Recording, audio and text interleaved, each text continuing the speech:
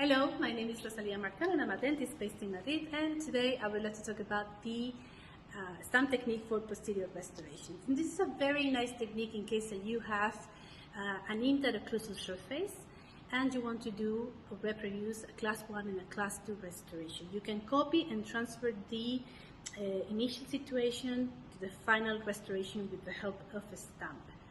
To create a stamp, use a low viscosity resin. You can find this type of composites in the bleaching kit systems, for example, the liquid dam, or you can use a conventional block-out resin. You're going to have to apply a thin layer in the pits and fissures, in the same way that you would do, for example, when applying dental sealant and Licure. Once you have that first layer set, use a bowl instrument. Put it on top of the occlusal surface and cover the occlusal surface with the very same low viscosity resin, and also covering the bowl, Licure.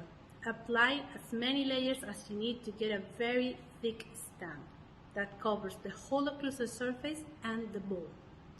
Once you have your stamp ready, you have to prepare your cavity, and you can go with a minimum intervention approach using carbide burrs, low speed, or you can use smart burrs, polycarboxylate burrs that are self-limiting instruments that will only remove the infected tissue.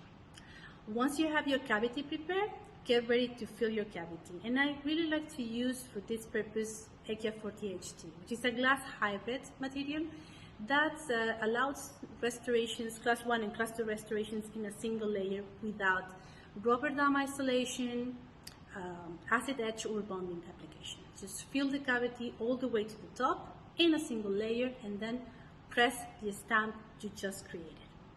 Remove the excess with the help of a probe. And after a minute and 20 seconds, you can remove the stamp and proceed with all the adjustments that you have to do in the occlusal surface. Sometimes you're going to need the help of a diamond burr to remove the excess, but normally when the stamp technique is using a copy of the natural tooth, it won't be necessary. Once you have your occlusal surface done, don't forget to cover it with EQUIA coats. This is a very nice coat that will give you not only the glossy effect, but also will protect the setting that is occurring under the coats. A few tips and tricks if you want to save even more time. Use petroleum jelly to isolate the adjacent teeth. And if you want to get a very nice stamp, don't forget to use a stainless steel instrument instead of a microbrush. You will have a very nice restoration in the posterior region with this technique in less than 3 minutes.